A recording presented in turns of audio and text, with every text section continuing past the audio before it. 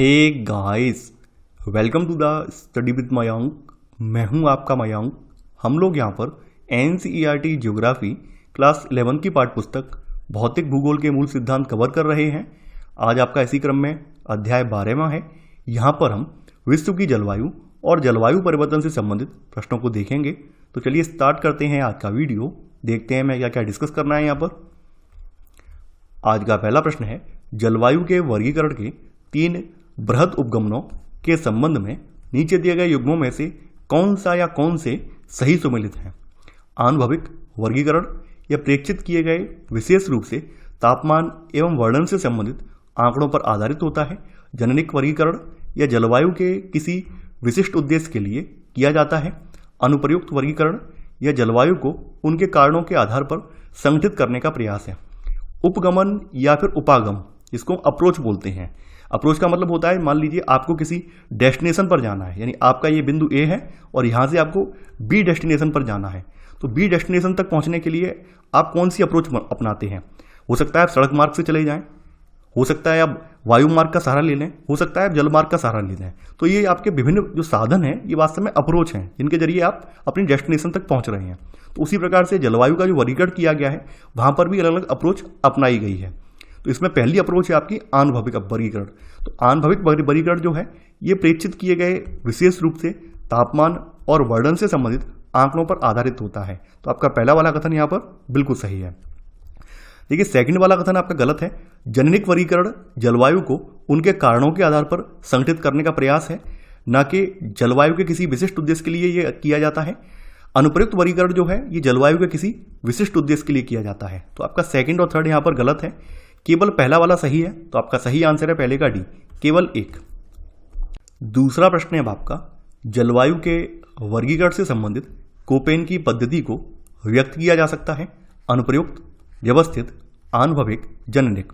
Koppen द्वारा विकसित की गई जलवायु के वर्गीकरण की आनुभविक पद्धति, इसका इन्होंने सबसे ज्यादा उपयोग किया है। तो यहां पर आपका सही आंसर है सेकंड का सी वाला। कोपेन ने वनस्पति के वितरण और जलवायु के बीच एक घनिष्ठ संबंध की पहचान की।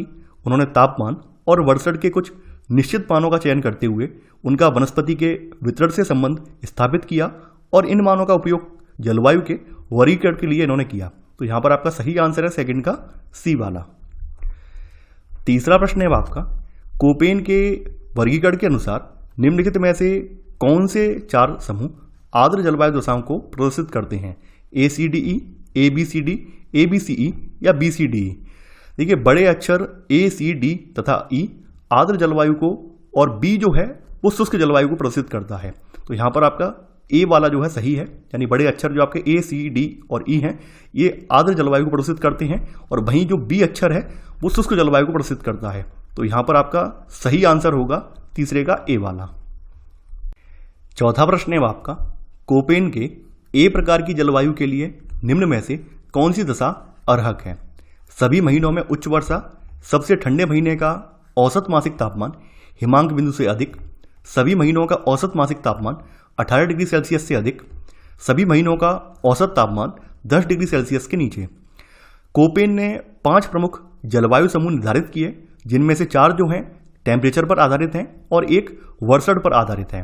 तो यहां पर जो ए वाला समूह है, ये ए वाला समूह उष्णकटिबंधीय समूह है और इसके लक्षणों में आप ये देखेंगे कि यहां पर ए समूह में, यानी उष्णकटिबंधीय क्षेत्रों में सभी महीनों का औसत तापमान 18 डिग्री सेल्सियस से अधिक होता है। तो यहां पर आपका सही आंसर है चौथे का सी वाला। पांचवा प्रश्न है आपका, कोपेन के बी प्रकार की जलवायु के लिए निम्न में से कौन सी दशा अर्हक है। सबसे ठंडे महीने का औसत मासिक तापमान हिमांक बिंदु से अधिक, वर्षण की तुलना में वाष्पीकरण अधिक, सभी महीनों का औसत मासिक तापमान 18 डिग्री सेल्सियस से अधिक, सभी महीनों का औसत तापमान 10 डिग्री सेल्सियस के नीचे। अभी जैसा कि मैंने आपको पिछले प्रश्न में बताया था, कोपेन ने 5 प्रमुख जलवायु समूह निर्धारित किए, जिनमें से 4 तापमान पर और 1 वर्षण पर आधारित है। तो यहां पर जो बी प्रकार का समूह है, ये बी प्रकार के समूह में शुष्क जलवायु को रखा गया है और शुष्क जलवायु का लक्षण होता है वर्षण की तुलना में वाष्पीकरण की अधिकता होती है। तो यहां पर आपका सही आंसर है 5वें का बी वाला। वहीं जो आपका ए वाला स्टेटमेंट है, ये ए वाला स्टेटमेंट सी समूह की जलवायु को प्रदर्शित करता है। सी समूह की जो जलवायु है वो कौष्ण शीतोष्ण जलवायु है, जिसमें सबसे ठंडे महीने का औसत मासिक तापमान हिमांक से अधिक होता है। वहीं आपका जो सी वाला ऑप्शन है ये ए वाले समूह की जलवायु को प्रदर्शित करता है, यानी ये ए वाले समूह की जलवायु का कह सकते हैं लक्षण है। यहाँ पर डी वाला जो आपका कथन है ये कोपेन का जो ई वाला समूह है, ई वाले समूह में शीत जलवायु रखी गई है। तो शीत जलवायु की विशेषता ये होती है कि सभी महीनों का औसत तापमान 10 डिग्री सेल्सियस के नीचे रहता है। तो ई वाला समूह शीत जलवायु को प्रदर्शित कर रहा है। तो हमारा यहाँ पर कौन सा है, बी वाली जलवायु का समूह है। तो बी वाले का सही लक्षण जो है बी वाला है, ठीक है, बी वाला ऑप्शन है। तो सही आंसर है 5वें का बी वाला। 6वां प्रश्न है आपका, कोपेन के समूह ए प्रकार की जलवायु के संबंध में नीचे दिए गए कथनों पर विचार कीजिए। पूछा गया है कौन सा कथन यहां पर असत्य है, यानी यहां पर गलत कौन सा है ये आपको बताना है। इस प्रकार की जलवायु कर्क रेखा और मकर रेखा के बीच पाई जाती है। अगला है यहां की जलवायु उष्ण एवं आर्द्र रहती है, यहां वार्षिक तापांतर बहुत अधिक होता है। देखिए जो आपका समूह ए है, समूह ए को उष्णकटिबंधीय जलवायु के नाम से जाना जाता है, यानी कोपेन की जलवायु का जो ए समूह है वो उष्णकटिबंधीय जलवायु को डिनोट करता है। और उष्णकटिबंधीय आर्द्र जलवायु जो है ये कर्क रेखा और मकर रेखा के बीच पाई जाती है। तो यहां पर आपका पहला वाला कथन यहां पर बिल्कुल सही है। अब देखिए यहां पर सेकंड वाला जो कथन है ये कथन भी यहां पर जो वाला ये सेकंड वाला जो कथन है कि यहां की जलवायु उष्ण और आर्द्र होती है। देखिए ये सेकंड वाला कथन भी सही है, यहाँ की जलवायु उष्ण और आर्द्र होती है। यहाँ वार्षिक तापांतर बहुत अधिक होता है। देखिए वार्षिक तापांतर बहुत अधिक कहाँ होगा, वार्षिक तापांतर बहुत अधिक वहाँ होगा जहाँ पर मान लीजिए दिन का प्रकाश, दिन में टेम्परेचर मान लीजिए 30 डिग्री सेल्सियस है और रात के समय टेम्परेचर 5 डिग्री सेल्सियस हो जाए। तो यहाँ पर तो आप देखेंगे कि जब पूरा जोड़ते जाएंगे पूरी साल का तो आप ये पाएंगे यहाँ पे वार्षिक तापांतर काफ़ी ज़्यादा हो जाएगा। लेकिन जो स्थान कर्क रेखा और मकर रेखा के बीच में होते हैं, यानी हम ये कह सकते हैं उष्णकटिबंध वाले जो स्थान होते हैं, तो उष्णकटिबंध वाले स्थानों पर वार्षिक तापांतर बहुत ज़्यादा नहीं होता है, क्योंकि यहाँ पर वर्ष भर सूर्य की किरणें पड़ती हैं। इस वजह से यहाँ पर वार्षिक तापांतर या ताप का जो अंतर है वो बहुत ज़्यादा निकल कर नहीं आता है। यानी जो ठंडे महीने हैं और गर्म महीने हैं उनके टेम्परेचर में बहुत ज़्यादा डिफरेंस नहीं होता है। लेकिन जैसे जैसे आप उच्च अक्षांशों की ओर बढ़ते जाएंगे, 90 डिग्री की ओर आप बढ़ते जाएंगे, वैसे वैसे तापांतर बहुत ज़्यादा होता जाएगा। तो यहाँ पर आपका तीसरा वाला कथन जो है गलत है। यहाँ पर तापांतर बहुत कम और वर्षा अधिक होती है। तो यहाँ पर आपका पूछा गया है कौन सा कथन आपका असत्य है, यहाँ पर सी वाला असत्य है। तो आंसर है आपका 6 का सी, केवल थर्ड। 7वां प्रश्न है आपका, दक्षिण अमेरिका का अमेजन बेसिन पश्चिमी विषुवतीय अफ्रीका तथा दक्षिण पूर्वी एशिया के द्वीप पर किस प्रकार की जलवायु पाई जाती है। उष्णकटिबंधीय आर्द्र जलवायु AF, उष्णकटिबंधीय मानसून जलवायु AM, उष्णकटिबंधीय आर्द्र एवं शुष्क जलवायु AW, आर्द्र उपोष्णकटिबंधीय जलवायु CWA। देखिए यहाँ पर बात करें हम उष्णकटिबंधीय आर्द्र जलवायु की, तो ये उष्णकटिबंधीय आर्द्र जलवायु विषुवत वृत्त के निकट पाई जाती है और इस जलवायु के प्रमुख क्षेत्र दक्षिण अमेरिका का अमेजन बेसिन, पश्चिमी विषुवतीय अफ्रीका और दक्षिण पूर्वी एशिया के द्वीप हैं। यहाँ पर तापमान समान रूप से ऊंचा और वार्षिक तापांतर जो होता है वो नगण्य होता है। तो ये जो क्षेत्र हैं ये उष्णकटिबंधीय आर्द्र जलवायु वाले क्षेत्र में पड़ते हैं। तो यहाँ पर आपका सही आंसर है 7वें का ए वाला।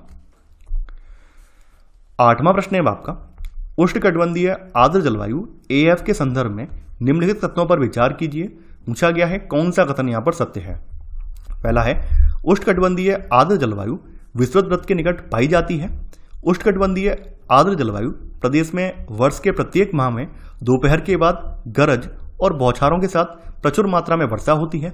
उष्णकटिबंधीय आर्द्र जलवायु प्रदेश में व्यापक जैव विविधता वाले उष्णकटिबंधीय सदाहरित वन पाए जाते हैं। देखिए पहला वाला कथन बिल्कुल सही है। इस तरह की जो जलवायु है यानी उष्णकटिबंधीय आर्द्र जलवायु जो है यानी AF जिसको बोलते हैं, तो ये विषुवत वृत्त के निकट पाई जाती है। विषुवत वृत्त का मतलब आप जानते होंगे जो आपकी इक्वेटर लाइन है, जो आपका 0 डिग्री अक्षांश है, उस पर उन क्षेत्र उसके आसपास के जो क्षेत्र होते हैं वहां पर इस तरह की जलवायु पाई जाती है।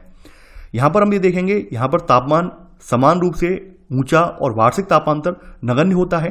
वर्ष के प्रत्येक माह में दोपहर के बाद गरज और बौछारों के साथ यहाँ पर प्रचुर मात्रा में वर्षा होती है। इस जलवायु में सघन वितान और व्यापक जैव विविधता वाले उष्णकटिबंधीय सदाहरित वन पाए जाते हैं। तो यहाँ पर आपका सेकंड और थर्ड यानी तीनों ही कथन सही हैं। तो आपका सही आंसर है 8वें का डी, यानी कि उपरोक्त सभी। 9वां प्रश्न है आपका, भारतीय प्रायद्वीप के अधिकतर भागों को कोपेन की पद्धति के अनुसार वर्गीकृत किया जाएगा। AF, BSH, CFB, AM। देखिए कोपेन का जो ए जलवायु समूह है इसको आप उष्णकटिबंधीय जलवायु के नाम से जानते हैं, यानी उष्णकटिबंधीय जलवायु समूह है। तो ए समूह को भी 3 भागों में डिवाइड किया गया है। इसके भी 3 उप प्रकार हैं। इसमें एक आ जाता है AF, जिसके बारे में अभी आप जान चुके हैं, यानी उष्णकटिबंधीय आर्द्र जलवायु समूह। इसके बाद अगला वाला एक आ जाता है इसमें AM करके, जिसका मतलब होता है उष्णकटिबंधीय मानसून समूह। इसके बाद एक और आ जाता है इसमें, यानी AW करके, जिसका मतलब होता है उष्णकटिबंधीय आर्द्र और शुष्क समूह।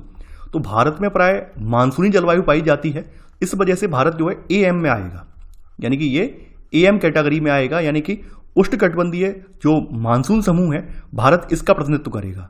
तो यहां पर आपका सही आंसर होगा 9वें का D, यानी कि AM। और उष्णकटिबंधीय मानसून जलवायु भारतीय उपमहाद्वीप, दक्षिण अमेरिका के उत्तर पूर्वी भाग और उत्तरी ऑस्ट्रेलिया में पाई जाती है। भारी वर्षा यहाँ पर अधिकतर गर्मियों में होती है और शीत ऋतु जो होती है वो शुष्क होती है। अब देखिए यहाँ पर AF के बारे में आप जान चुके हैं, उष्णकटिबंधीय आर्द्र जलवायु है। BSH जो है ये उपोष्णकटिबंधीय स्टेपी जलवायु को दर्शाता है। वहीं यहाँ पर जो आपका CFB है, CFB समुद्री पश्चिम तटीय जलवायु को दर्शाता है। तो यहाँ पर हमारा सही आंसर जो है वो है 9वें का D, AM समूह में हम आते हैं। 10वां प्रश्न है आपका, उष्णकटिबंधीय मानसूनी जलवायु AM की विशेषता है। क्या विशेषता है? आर्द्र ऋतु छोटी और शुष्क ऋतु भीषण व लंबी होती है। भारी वर्षा अधिकतर गर्मियों में होती है और शीत ऋतु शुष्क होती है। यह स्थायी तुषार का प्रदेश है जिसमें अधोभूमि स्थायी रूप से जमी रहती है। इस प्रदेश में वायु राशियां प्राय अस्थिर रहती हैं और पूरे वर्ष वर्षा करती हैं। तो जैसा कि अभी मैंने आपको बताया था कि इस प्रदेश की विशेषता क्या होती है कि भारी वर्षा जो होती है वो अधिकतर गर्मियों में होती है और शीत ऋतु शुष्क होती है। तो ये उष्णकटिबंधीय मानसूनी जलवायु प्रदेश की विशेषता है। तो यहाँ पर आपका सही आंसर है 10वें का B वाला।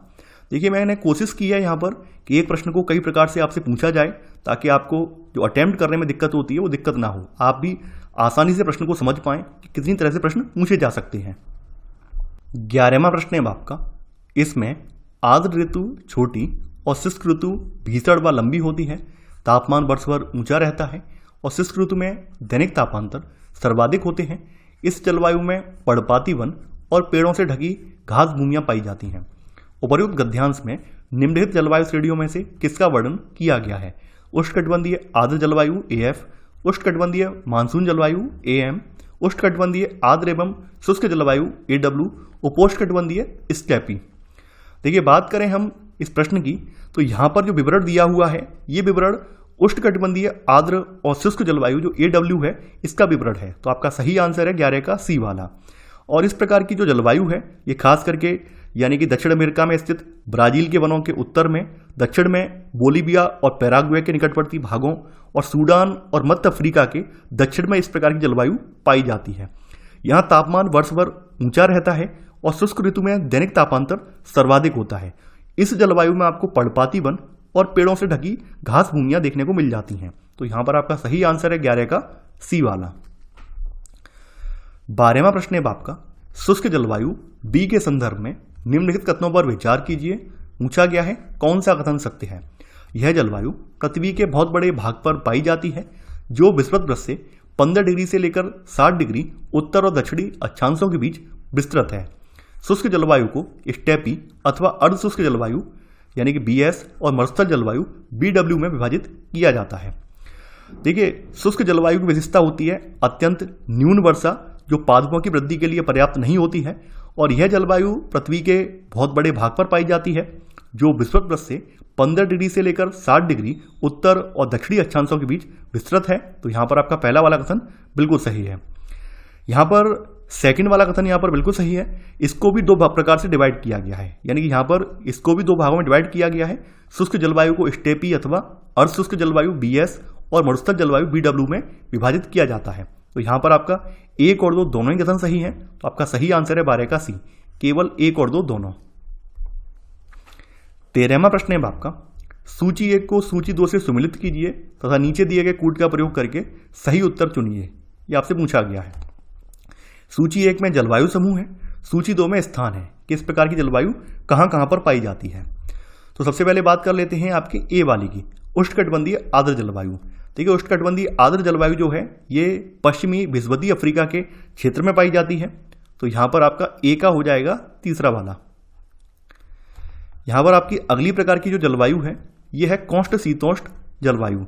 तो कौष्ट शीतोष्ण जलवायु जो है भारत के उत्तरी मैदान और दक्षिणी चीन के आंतरिक मैदान में पाई जाती है। अगली वाली जो है आपकी यहाँ पर शीतल हिम वन जलवायु। ये शीतल हिम वन जलवायु जो है ये आपके यूरोप में पाई जाती है। इसके अलावा जो अगली जलवायु है ये है शीत जलवायु। शीत जलवायु आपकी अंटार्कटिका में पाई जाती है। तो यहाँ पर आपका जो सही आंसर होगा वो होगा 13 का बी, यानी कि ए का तीसरा, बी का चौथा, सी का दूसरा और डी का पहला। 14वां प्रश्न है आपका, भूमध्य सागरीय जलवायु के संबंध में नीचे दिए गए कथनों पर विचार कीजिए। पूछा गया है कौन सा कथन यहां पर सत्य है, आपको बताना है। इस प्रकार की जलवायु महाद्वीप के पूर्वी तट पर पाई जाती है। वर्षा युक्त सर्दियां इस जलवायु की विशेषता है। मध्य कैलिफोर्निया, मध्य चिली तथा ऑस्ट्रेलिया के दक्षिण पश्चिम तट पर इस प्रकार की जलवायु पाई जाती है। जैसा कि आपको नाम से स्पष्ट है, जो भूमध्य सागरीय जलवायु है इसको डिनोट सी एस से किया जाता है। सी कैपिटल है और एस स्मॉल है। और नाम से आपको स्पष्ट हो रहा है कि भूमध्य सागरीय जलवायु जो है यह भूमध्य सागर के चारों ओर और उपोष्णकटिबंध से 30 से लेकर 40 अंश अक्षांशों के बीच महाद्वीपों के पूर्वी तट पर नहीं बल्कि महाद्वीपों के पश्चिमी तट पर पाई जाती है। यानी कि ये 30 डिग्री से लेकर 40 डिग्री अक्षांश जो है इनके महाद्वीपों के पश्चिमी तट पर यह पाई जाती है, ना कि पूर्वी तट पर। तो आपका पहला वाला कथन यहाँ पर गलत हो जाएगा। मध्य कैलिफोर्निया, मध्य चिली, ऑस्ट्रेलिया के दक्षिण पूर्वी और दक्षिण पश्चिमी तट इसके उदाहरण हैं। तो यहाँ पर आपका थर्ड वाला कथन भी सही है।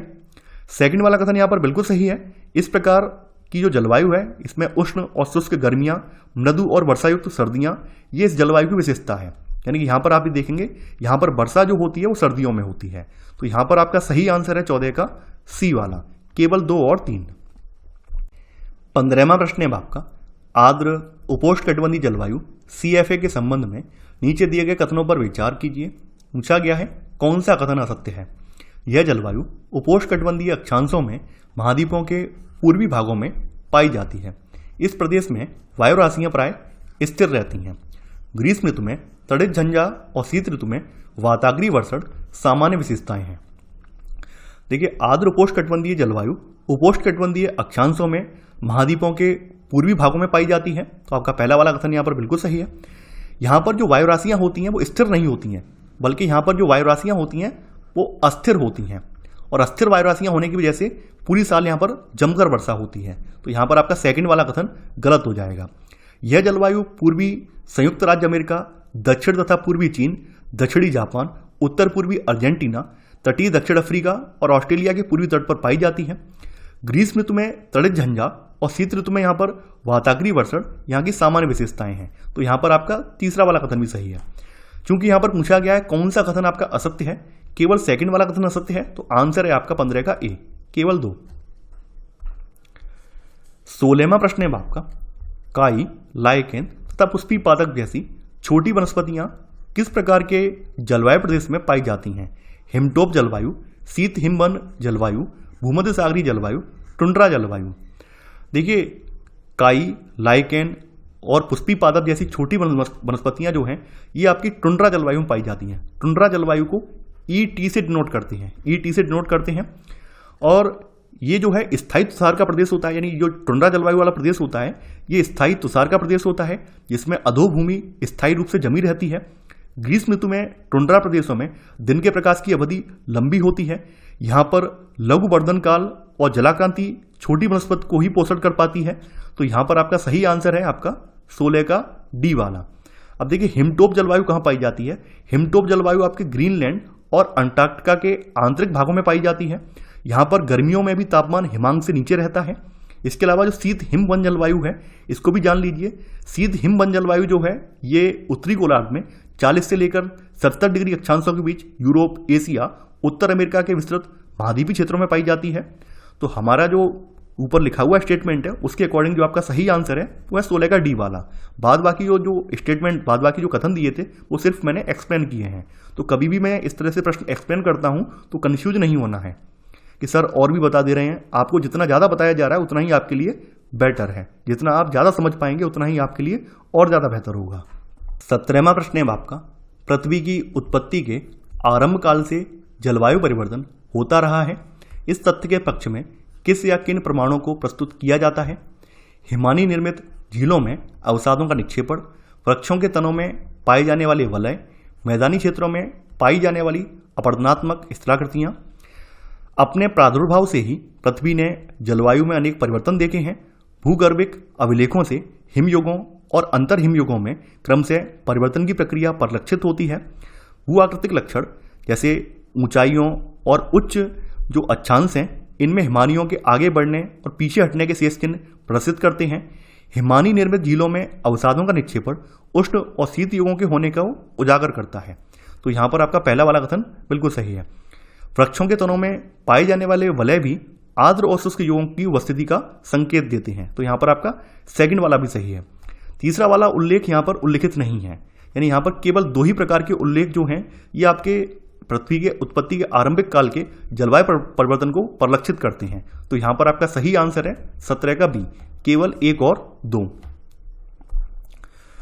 18वां प्रश्न है आपका, हिमयुग और अंतर हिमयुग पृथ्वी के विकास के किस कालखंड से संबंधित रहे हैं? यह आपको बताना है। प्लीस्टोसीन युग, कैम्ब्रियन युग, ऑर्डोविसियन युग, सिल्यूरियन युग।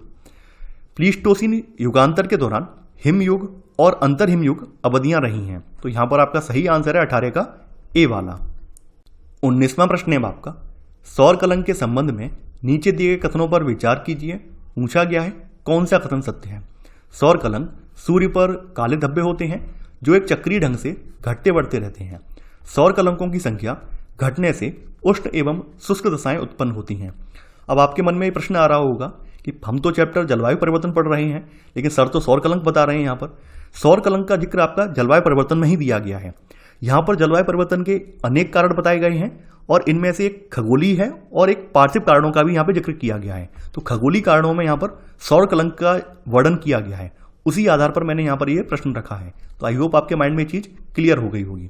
तो सौर कलंक देख लेते हैं। सौर कलंक एक खगोलीय घटना है। तो सौर कलंक सूर्य पर काले धब्बे होते हैं जो एक चक्रीय ढंग से घटते बढ़ते रहते हैं। तो यहां पर आपका पहला वाला कथन बिल्कुल सही है। सेकंड वाला कथन यहां पर बिल्कुल सही है। तो सौर कलंक जो होते हैं इनकी संख्या घटने से उष्ण और शुष्क दशाएं उत्पन्न होती है, यानी इनकी संख्या अगर घटती बढ़ती है तो इसकी वजह से उष्ण और शुष्क दशाएं उत्पन्न होती हैं। यानी मान लीजिए संख्या घटने लगती है तो उष्ण यानी गर्मी और बढ़ेगी, यानी गर्मी बढ़ेगी तो क्या आएगा, मौसम में शुष्कता आएगी। तो ये दशाएं आपको देखने को मिलेंगी। हालांकि ये बहुत माइनर होती हैं, आपको इतना महसूस नहीं होता है, लेकिन मौसम विज्ञानी जो है वो इन सब चीजों पर भी फोकस करते हैं। तो यहां पर आपका 1 और 2 दोनों ही कथन सही हैं। तो आपका सही आंसर है 19 का सी, यानी 1 और 2 दोनों। 20वां प्रश्न है आपका, मिलेंकोविच दोलन का संबंध निम्न में से किससे है? ज्वालामुखी उद्भेदन से, ऋतु परिवर्तन से, वायुमंडलीय तापन से, पृथ्वी के कक्षीय लक्षणों में बदलाव से। आपके चैप्टर में जलवायु परिवर्तन के खगोलीय और पार्थिव कारण बताए गए हैं। खगोलीय कारणों में आपका एक तो सौर कलंक है और दूसरा मिलेंकोविच दोलन है। यानी कि मिलेंकोविच दोलन एक खगोलीय सिद्धांत है जो सूर्य के चारों ओर पृथ्वी के कक्षीय लक्षणों में बदलाव के चक्रों, पृथ्वी की डगमगाहट और पृथ्वी के अक्षीय झुकाव में परिवर्तनों के बारे में ये अनुमान लगाता है। तो यहाँ पर आपका डी वाला कथन बिल्कुल सही है।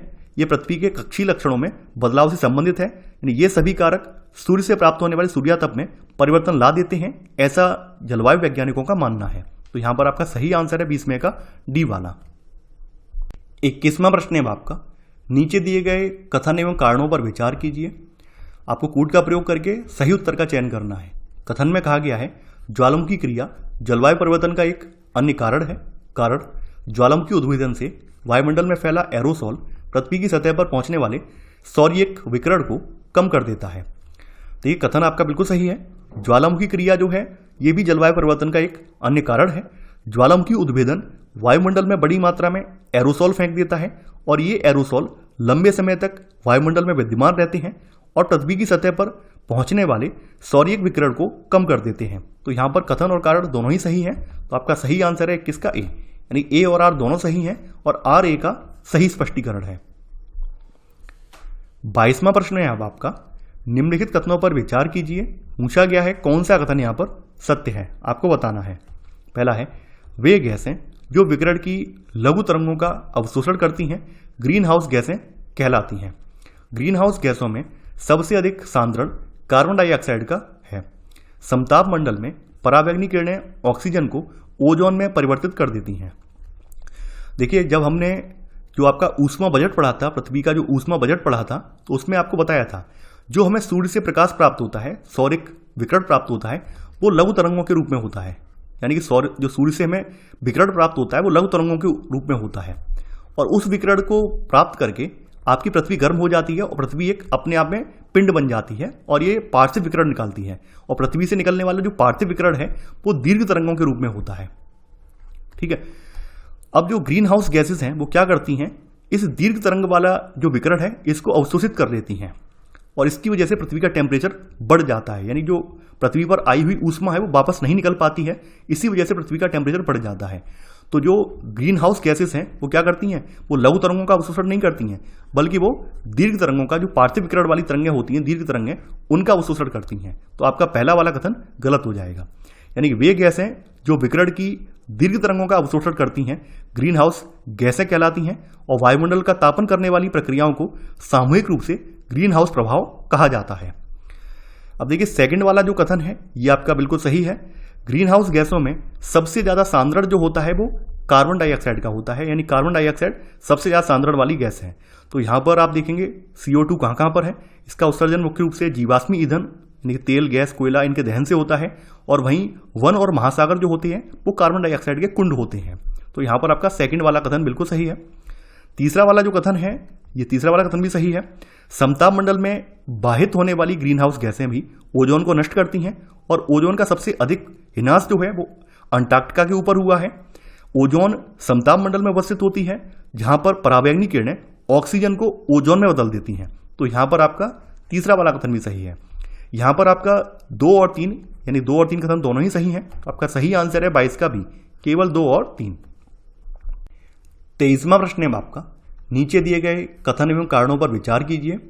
कूट का प्रयोग करके सही उत्तर का आपको चयन करना है। कथन, ठंडे इलाकों में ऊष्मा का परिरक्षण करने के लिए ग्रीन हाउस कांच का बना होता है। कारण, कांच प्रवेशी सौर विकिरण की दीर्घ तरंगों के लिए पारदर्शी मगर बहिर्गामी विकिरण की लघु तरंगों के लिए अपारदर्शी होता है। देखिए, ग्रीन हाउस सामान्य ठंडे इलाकों में बनाए जाते हैं और इनका उपयोग ठंडे इलाकों में ऊष्मा का परिरक्षण करने के लिए किया जाता है। ग्रीन हाउस जो है कांच का बना होता है। तो कथन आपका बिल्कुल सही है। अब कांच का ही क्यों बना होता है उसका भी एक रीजन है। कांच जो होता है वो प्रवेशी सौर विकिरण यानी जो आपका सूर्य से जो किरणें आती हैं वो कैसी आती हैं, वो सूर्य से जो किरणें आती हैं वो लघु तरंगों के रूप में होती हैं, और जो अंदर का स्थान है जब वो गर्म हो जाता है तो वो दीर्घ तरंगों का विकिरण बाहर निकालता है। समझ गए आप? तो यहां पर जो कांच लगा हुआ है, कांच लगा हुआ है, ये लघु तरंगों को तो अंदर आने देता है लेकिन दीर्घ तरंगों को बाहर नहीं निकलने देता है। इसी वजह से क्या होता है, कांच के अंदर वाला स्थान जो है वो गर्म बना रहता है। तो यहां पर कथन सही है, कारण गलत है, क्योंकि कारण में जो तरंगें हैं वो हमने रिवर्स कर दी हैं। कांच प्रवेशी सौर विकिरण की दीर्घ तरंगों की जगह पे लघु तरंगें आएंगी, लेकिन लघु तरंगों के लिए पारदर्शी मगर बहिर्गामी दीर्घ तरंगों के लिए अपारदर्शी होता है। यानी कि यहां पर आपका लघु आएगा और यहां पर आपके नीचे आएगा दीर्घ। बस इतने ही में ही ये स्टेटमेंट गलत हो जाता है। तो आपका केवल कथन सही है लेकिन आर गलत है। ठीक है, आर गलत क्यों है उसका भी रीजन मैंने आपको बताया है। 24वां प्रश्न है आपका, निम्न में से कौन सी ग्रीन हाउस गैसें नहीं हैं? Carbon dioxide, chlorofluorocarbon, methane, nitrogen, ozone, sulphur dioxide. मुख्य ग्रीन हाउस गैसों में आपकी carbon dioxide, chlorofluorocarbon, methane, nitrous oxide का जो फॉर्मूला है N2O होता है, इसके अलावा ओजोन है। ठीक है, यहां पर नाइट्रोजन और सल्फर डाइऑक्साइड ये ग्रीन हाउस गैसें नहीं हैं। तो यहां पर आपसे पूछा गया है कि इनमें से कौन सी ग्रीन हाउस गैसें नहीं है। नाइट्रोजन और सल्फर डाइऑक्साइड ये ग्रीन हाउस गैसें नहीं है। तो आपका सही आंसर होगा 4 और 6, यानी आंसर होगा 24 का डी, केवल 4 और 6। 25वां प्रश्न है आपका, कार्बन डाइऑक्साइड की अधिकतम मात्रा कहां संचित है? यह आपसे पूछा गया है। जीवाश्म ईंधन में, वन और महासागर में, आर्द्र भूमि में, पेट्रोलियम कुओं में। वायुमंडल में अवस्थित ग्रीन हाउस गैसों में सबसे अधिक सांद्रण कार्बन डाइऑक्साइड का है, और कार्बन डाइऑक्साइड की सबसे ज्यादा मात्रा जो होती है वो वन और महासागर में संचित है। वन और महासागर कार्बन डाइऑक्साइड के कुंड होते हैं, और वन जो है ये अपनी वृद्धि के लिए CO2 का उपयोग करते हैं। ये बात आप जानते होंगे। तो आपका सही आंसर है 25 का बी वाला। 26वां प्रश्न है आपका, क्योटो प्रोटोकॉल का संबंध है वन्य जीवों के संरक्षण से, ओजोन परत के संरक्षण से, ग्रीन हाउस गैसों के उत्सर्जन को कम करने से, नदियों के प्रदूषण को कम करने से। वायुमंडल में ग्रीन हाउस गैसों के उत्सर्जन को कम करने के लिए अंतर्राष्ट्रीय स्तर पर प्रयास किए गए हैं। इनमें से सबसे महत्वपूर्ण क्योटो प्रोटोकॉल है और इसकी उद्घोषणा 1997 में की गई थी। सन 2005 में यह प्रभावी हुई और इस उद्घोषणा का 141 देशों ने उस समय अनुमोदन किया। तो यहां पर आपका सही आंसर है 26 का सी, ग्रीन हाउस गैसों के उत्सर्जन को कम करने से संबंध है इसका। 27वां प्रश्न है आपका, निम्नलिखित में से कौन सा साल विश्व का सबसे गर्म साल माना गया? 1990, 1998, 1885, 1950, 1856 से लेकर सन 2000। तो इनके दौरान सबसे गर्म साल अंतिम दशक में दर्ज किया गया, यानी 1990 के दशक के जो अंतिम साल थे उनमें सबसे गर्म साल दर्ज किया गया है। तो सन 1998 जो है ये संभवतः न केवल 20वीं शताब्दी का बल्कि पूरी सहस्राब्दी का सबसे गर्म वर्ष था। तो यहां पर आपका सही आंसर होगा 27 का बी वाला। 28वां प्रश्न है आपका, कॉन्गो गणराज्य जायरे से नीदरलैंड जाते समय निम्नलिखित में से जलवायु प्रदेशों का कौन सा सही क्रम है? भूमध्य रेखीय जलवायु, भूमध्य सागरीय जलवायु, उष्ण मरुस्थलीय जलवायु, पश्चिमी यूरोपीय जलवायु। ये प्रश्न आपका यूपीपीएससी प्री एग्जाम सन 2002 में पूछा गया है, यानी ये प्रश्न आपकी अभ्यास प्रश्नावली से नहीं है, हालांकि ये आपके चैप्टर से संबंधित है। तो इसके लिए हमें क्या करना पड़ेगा? सबसे पहले हमें मैप पर चलना पड़ेगा और वहां पर हम इसको अच्छे से समझ पाएंगे। आपके सामने यहां पर ग्लोब दिया हुआ है, गूगल मैप के जरिए मैं आपको समझाने का प्रयास करूंगा। यहां पर कांगो गणराज्य की बात की गई है। कांगो का मतलब है democratic Republic of Congo, DRC, और ये अफ्रीका महाद्वीप का एक मध्यवर्ती यानी मध्य में स्थित देश है, डीआरसी आप देख पा रहे हैं। तो आपको यहां से चलकर यानी डीआरसी से चलकर कहां पर जाना है? यूरोप के पश्चिमी हिस्से में, उत्तर पश्चिमी हिस्से में जो नीदरलैंड देश स्थित है, यहां तक आपको पहुंचना है। ठीक है, तो आप यहां पर ये देख पा रहे हैं, जैसा कि मैप में आप देख पा रहे हैं, जो आपका कांगो या जायरे गणराज्य है, तो जायरे गणराज्य के में ऊपर विषुवत रेखा यहां पर जा रही है, इक्वेटर लाइन यहां पर जा रही है, यानी कि डीआरसी की जो जलवायु है वो कैसी है? वो विषुवत रेखीय या भूमध्य रेखीय जलवायु यहां पर है। अब आप ऊपर की तरफ जाएंगे तो ऊपर आपको कैसी जलवायु मिलेगी? ऊपर आपको उष्ण मरुस्थलीय जलवायु देखने को मिलेगी। जैसे ही आप यहां से ऊपर की तरफ जाएंगे, जैसे ही आप यहां से ऐसे क्रॉस करेंगे यहां पर, तो आपको क्या मिलेगा? तो हमने जो एक बार मैप पर देखा है वो यहां पर हम नंबर के रूप में लिखकर देख ले रहे हैं, जिससे आपको चीजें और क्लियर हो जाए। यानी आप कहां पर खड़े हैं? आप कांगो में हैं, डीआरसी में है, और डीआरसी किसके पास है? भूमध्य रेखीय जलवायु वाला देश है, यानी डीआरसी आपका यहां पर है। एक नंबर आपका यहां पर है। डीआरसी के ऊपर क्या पड़ रहा है? यहां पर सहारा डेजर्ट आपने देखा था, तो सहारा डेजर्ट के लिए उष्ण मरुस्थलीय जलवायु है, यानी कि एक नंबर के बाद तीसरे नंबर की जलवायु में आप पहुंच जाएंगे, उष्ण मरुस्थलीय में पहुंच जाएंगे। उसके ऊपर भूमध्य सागर है, तो भूमध्य सागर के लिए आप जो सेकंड नंबर है ये भूमध्य सागरीय जलवायु वाला है, और इसके ऊपर आपका क्या पड़ेगा? पश्चिमी यूरोपीय जलवायु है। यानी आप इस तरह से 1, 3, 2, 4, तो आपका सही आंसर होगा 28 का ए। यानी पहले आप भूमध्य रेखीय जलवायु से चलेंगे, फिर आप उष्ण मरुस्थलीय जलवायु में पहुंचेंगे, फिर आप भूमध्य रेखीय में पहुंचेंगे, और फिर आप पश्चिमी यूरोपीय जलवायु में पहुंच जाएंगे। तो सही आंसर होगा 28 का ए वाला।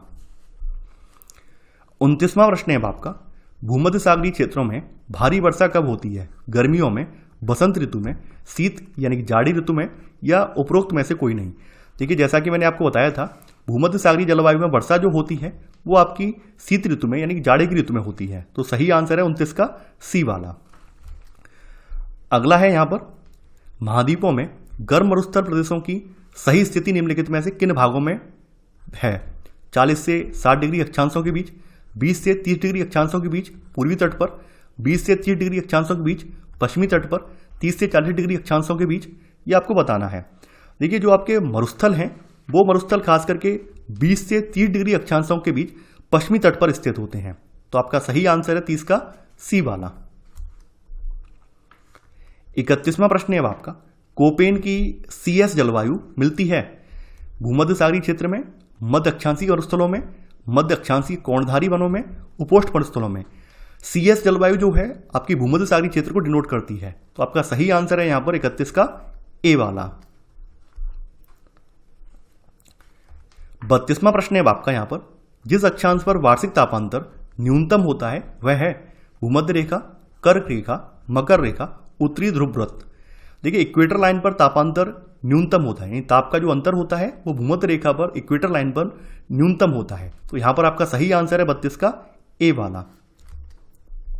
33वां प्रश्न है आपका, निम्नलिखित जलवायुओं में से कौन दाब पेटियों के स्थानांतरण से संबंधित है?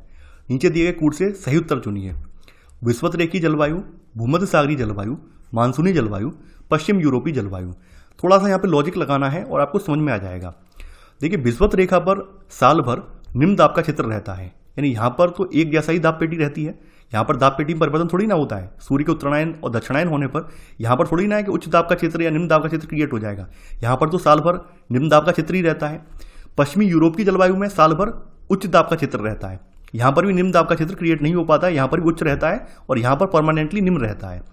केवल दो ऐसे क्षेत्र हैं जहाँ पर दाब पेटियाँ खिसकती हैं। सूर्य के उत्तरायण और दक्षिणायन होने पर इन क्षेत्रों की दाब पेटियां ऊपर नीचे खिसकती हैं। एक तो भूमध्य सागरीय जलवायु वाले क्षेत्र की दाब पेटी और दूसरा है मानसूनी जलवायु वाली दाब पेटी, ये ऊपर नीचे खिसकती है। तो यहाँ पर आपका सही आंसर होगा 2 और 3, यानी केवल 2 और 3 यहाँ पर सही है। तो सही आंसर है 33 का सी। ये प्रश्न भी आपका लॉजिक का है, यानी प्रश्न तो वही है, बस आपको समझना है, कोई ज़्यादा टफ नहीं है। तो यहाँ पर आपका सही आंसर है 33 का सी वाला। 34वां प्रश्न है आपका, निम्नलिखित में से कौन सी एक उष्णकटिबंधीय सवाना प्रदेश की जलवायु की मुख्य विशेषता है? वर्ष भर वर्षा, केवल शीतकाल में वर्षा, अत्यंत अल्पकालिक शुष्क ऋतु, निश्चित शुष्क तथा आर्द्र ऋतु। देखिए, उष्णकटिबंधीय सवाना प्रदेश की जलवायु की मुख्य विशेषता निश्चित शुष्क और आर्द्र ऋतु होती है। तो यहाँ पर आपका सही आंसर है 34 का डी वाला। 35वां प्रश्न है आपका, निम्नलिखित में से कौन सा कथन सत्य है? आपको बताना है। उपोष्णकटिबंधीय क्षेत्र में महाद्वीप के पूर्वी तट पर मरुस्थल नहीं पाया जाता है। उपोष्णकटिबंध का महासागरीय पूर्वी तट काफी आर्द्र होता है। उपोष्णकटिबंधीय पश्चिमी महाद्वीपीय तट आर्द्र होता है, या उपरोक्त में से कोई नहीं? देखिए, यहाँ पर आपका केवल पहला वाला कथन बिल्कुल सही है। उपोष्णकटिबंधीय क्षेत्र में महाद्वीप के पूर्वी तट पर मरुस्थल नहीं पाए जाते हैं, बल्कि पश्चिमी तट पर मरुस्थल पाए जाते हैं। तो यहाँ पर आपका पहला वाला सही है। बाद बाकी बी और सी कथन यहाँ पर गलत है। तो यहाँ पर आपका सही आंसर है 35 का ए वाला। 36वां प्रश्न है आपका, निम्नलिखित में से कहाँ भूमध्य सागरीय जलवायु नहीं मिलती है? California, Bolivia, Perth, Cape Town. देखिए, यहाँ पर भूमध्य सागरीय जलवायु की बात करें तो जो बोलीविया वाला जो रीजन है, जो कि दक्षिण अफ्रीका में अमेरिका में पड़ता है, तो यहाँ पर आपकी भूमध्य सागरीय जलवायु नहीं मिलती है। बाद बाकी कैलिफोर्निया, पर्थ, केप टाउन, इन सब जगहों पर भूमध्य सागरीय जलवायु आपको देखने को मिलती है। बोलीविया वाले रीजन में नहीं मिलती है। 37वां प्रश्न है आपका, अंतर उष्णकटिबंधीय अभिसरण क्षेत्र ITCZ के उत्तर दक्षिण स्थानांतरण से संबंधित वर्षा प्राप्त करने वाले क्षेत्र हैं? कौन कौन से हैं? दक्षिण पूर्वी एशिया, अफ्रीका का पश्चिमी तट, ऑस्ट्रेलिया का उत्तरी तट, या उपरोक्त सभी? देखिए, अंतर उष्णकटिबंधीय अभिसरण क्षेत्र से ये सभी क्षेत्र वर्षा प्राप्त करते हैं। तो यहाँ पर आपका सही आंसर होगा डी, यानी उपरोक्त सभी। इसमें दक्षिण पूर्वी एशिया भी है, अफ्रीका का पश्चिमी तट भी है और ऑस्ट्रेलिया का उत्तरी तट भी है। तो यहां पर आपका सही आंसर होगा 37 का डी वाला।